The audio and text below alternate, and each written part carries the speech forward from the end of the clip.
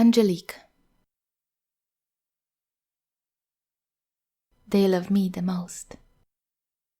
The scene pulsates in the rhythm of our newest hit, and so does the blood rushing through my body.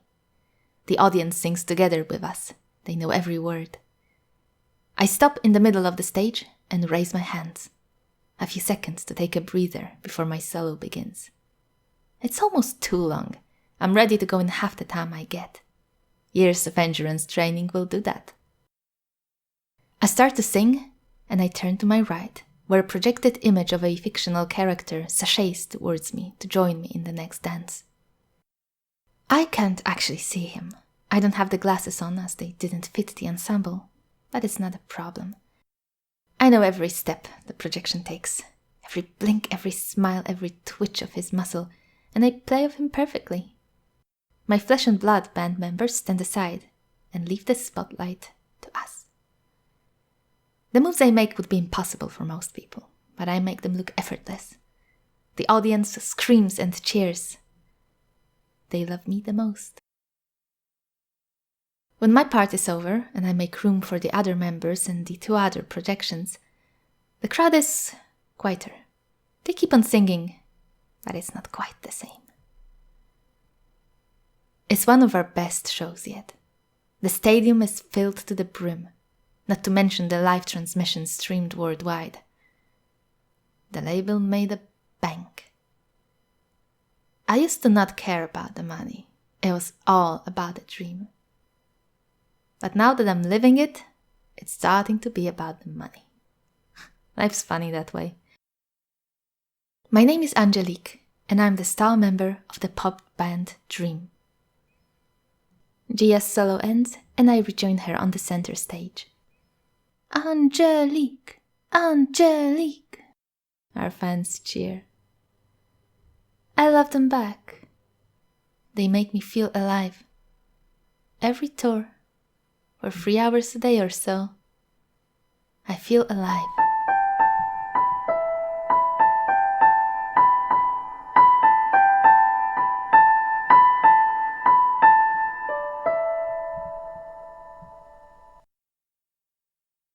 My body doesn't ache anymore as I sit down after the long day of practice. It used to, but that was remedied by exercise. What still aches is my soul. I stand in front of the vending machine, a coin in my hand. I can afford any one thing inside there, but I can pick only one of them, and it's the bottle of water. Angelique! Oh my God, it's her! A young girl screeches as she bolts towards me. Somehow she skipped security. She's holding something in her hand and I step back, but I quickly see it's not a weapon. It's a candy bar. The girl looks no more than 14. Here, she pants out as she shoves the bar into my hands. For you! It's my favorite! The bar looks foreign and it has a card attached to it. Thank you, I smile. The girl turns to her friend and nearly explodes. She likes it! I don't know how they got in here, but that's all she wrote. The security was right on their tail and they are gone the next second. I sit down and open the card. From Susie and Joe, your biggest fans. Bon appetit! My manager walks into the room and scans it with his eagle eyes. They lock onto the piece of candy in my hand, and I drop it on the other chair, taking just the card with me. I don't cry anymore. I don't try to fight him for it. There's no point. He always wins. I leave to my room and put the card beside others. Though this one is a little special. Not checked, not validated, not approved. My sweet little secret. A poor man's sugar rush. My name is Angelique. It's a stage name, but none other is needed here. I am 18 years old, born on the 5th of November. My favorite food is pudding with ice cream. Maybe, I don't really know, but I put that into the database anyway, because it sounds like something I'd say. I won't film many more entries tonight. It's getting late and I must catch at least some rest before practice tomorrow. But I'll sleep well tonight. I always sleep best when I'm alone. Gia is gone, trying her luck sneaking out to see someone. I glance at the diary she left lying in the open on her bed. I am quite curious who it might be. I think she's in love with someone, but I hope she isn't. That's a pain I wouldn't wish on her. It's hard enough seeing our families once in a blue moon. A boy? Never again.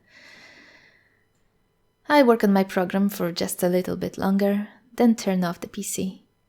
I pick up Gia's diary and bury it deep in the pile of my clothes. Then I get ready for bed.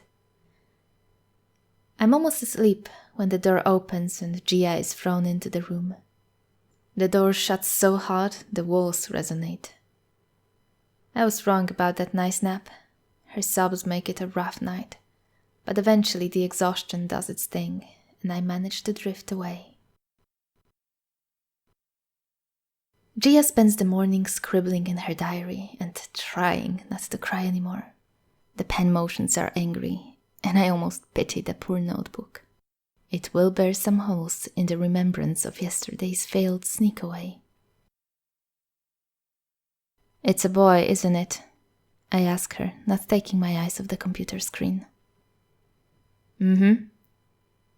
She's furious. She doesn't even want to open her lips, teeth gritting, jaw clenched. Been there, done that, I get it. Don't leave your diary out like that, woman. They'll find out who he is and make it even harder. She stops for a second and says, Fuck. Thanks, I didn't think. Then the scribbling starts anew. And I keep on typing. Quotes for Twitter. I enjoy YouTube philosophers. I can quote them anytime.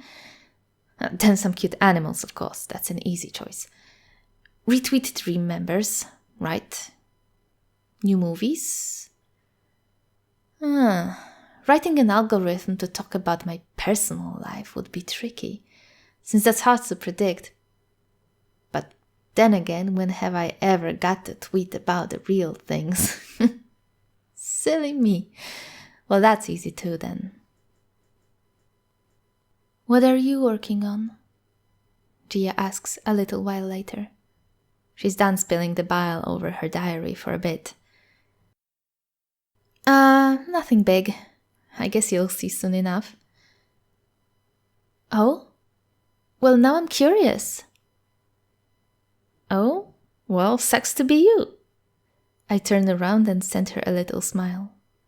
Yeah, I'd rather we didn't share a room, but that's because I wish I could be alone sometimes. It's nothing against her. She's the sweetest one of the band, and I genuinely like her. Right, that's something worth adding to the program. Gives me personality. I need some serious personality in there. I hate people who say your art immortalizes you. Maybe it helps them go when they're on their deathbeds. But my art doesn't make me feel immortal. It makes me feel old. When the music dies down in our practice room, I hear the distant beats of another group song. In my head, I see their younger faces and eyes full of dreams and hunger. They're coming for us. And it doesn't matter how fast or how enduring we are, when there is simply nowhere to run. Here, look. The choreographer gets our attention. She's pointing at the screen and wants us to observe the motion of one of our augmented reality band members.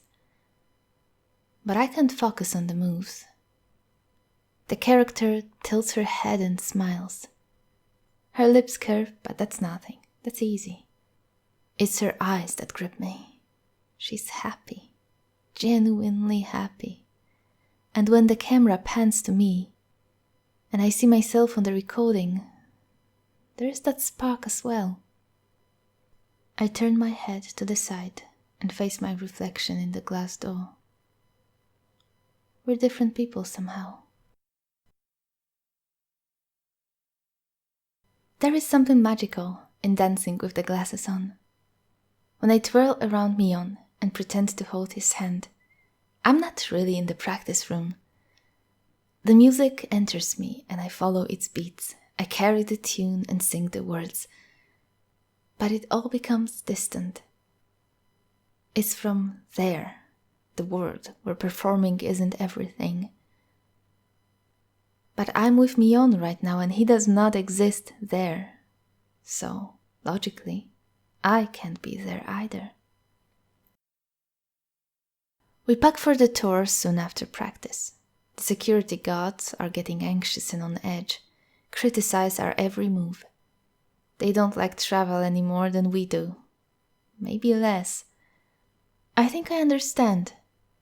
I might prefer to be the one to get hurt than to be the one responsible for me getting hurt. I'm sorry. The fans follow our every step. Some of them loud and brazen, some covert, hoping to remain unnoticed.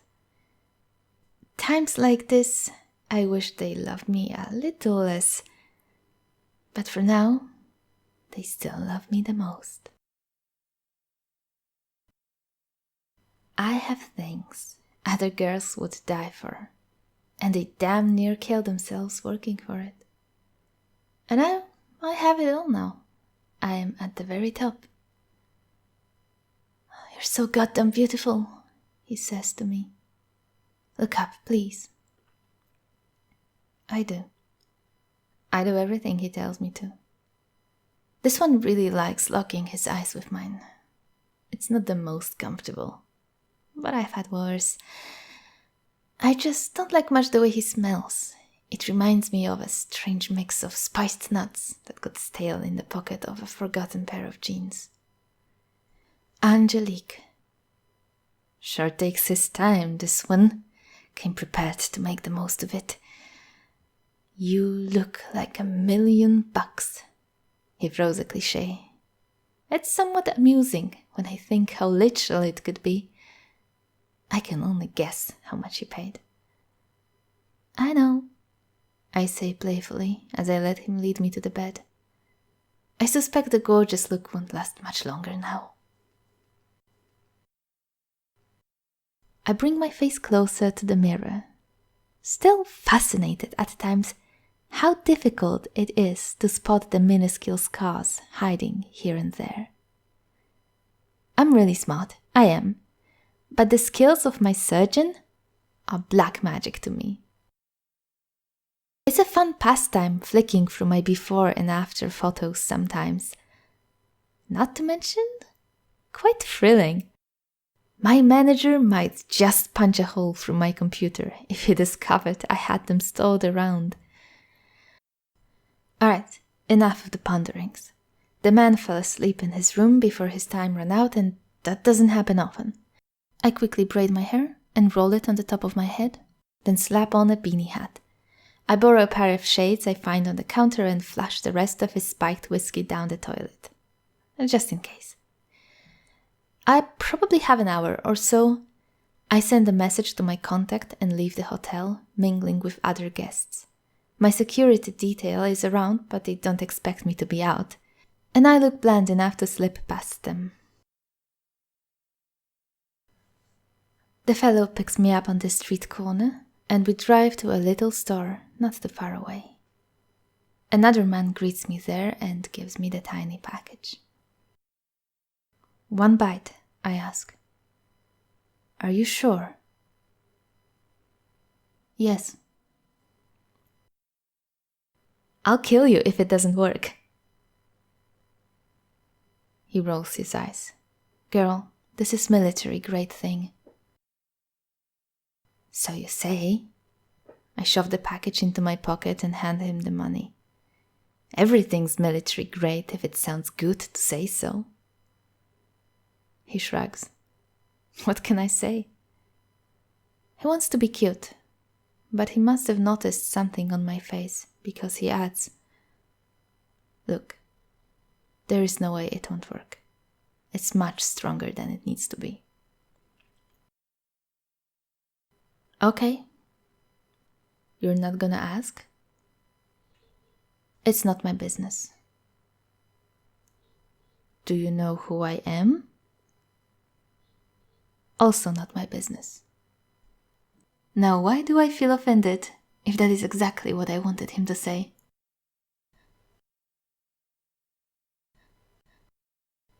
I gather a bunch of pictures of Alaskan Malamutes and upload them into my program.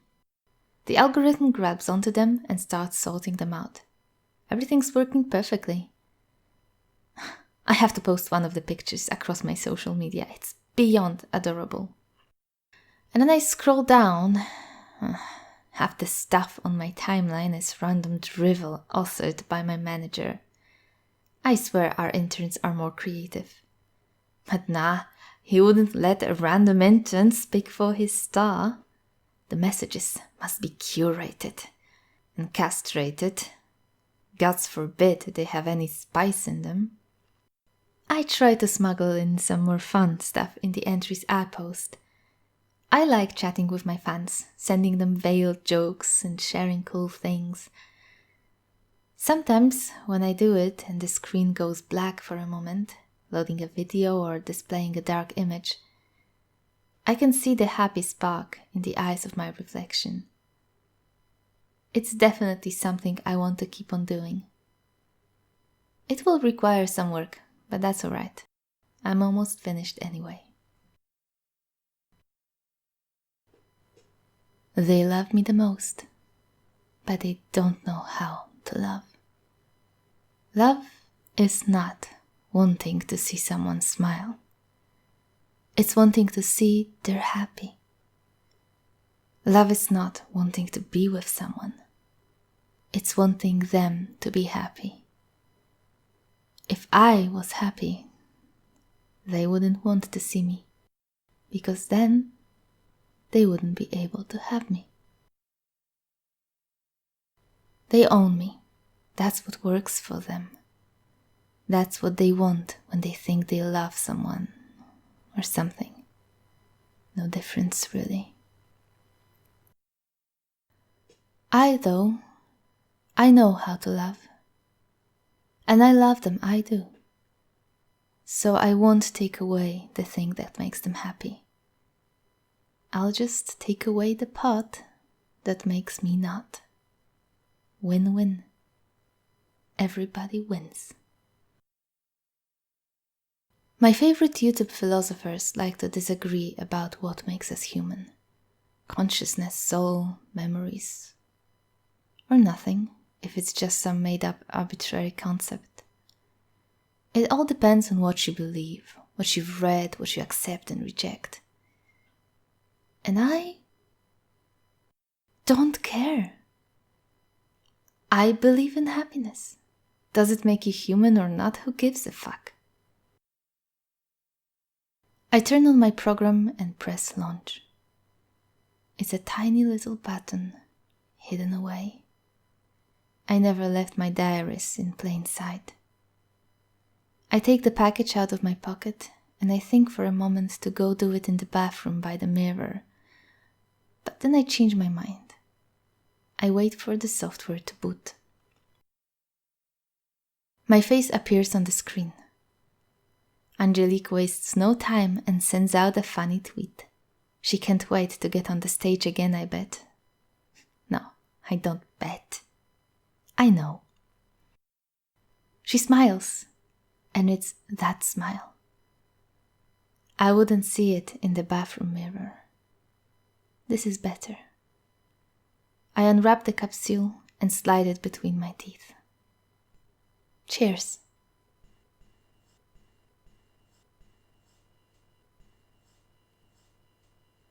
There is nothing until the light turns on. And then I step onto the stage, dressed in the newest costume. Thousands of faces behind augmented reality glasses light up as they see me materialize in front of them. "We love you, Angelique!" they shout as I sing and I dance. Gia joins me for a duet and grins. I don't think anyone hears her voice crack a little when she fights back a sob. She doesn't understand there is no reason to cry. Unless she wants to cry for herself, of course. I am the one that got away. The show will end, and then the new one will start. There will be nothing after, nothing before. Only that which makes me feel alive. And I finally love myself too. Most of all, Pinocchio was a stupid boy.